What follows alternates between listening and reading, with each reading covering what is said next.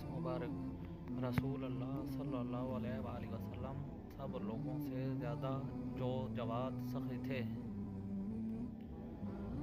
اور رمضان میں دوسرے اوقات کے مقابلے میں جب جبرائیل آپ صلی اللہ علیہ وآلہ وسلم سے ملتے بہت ہی زیادہ جود و کرم فرماتے۔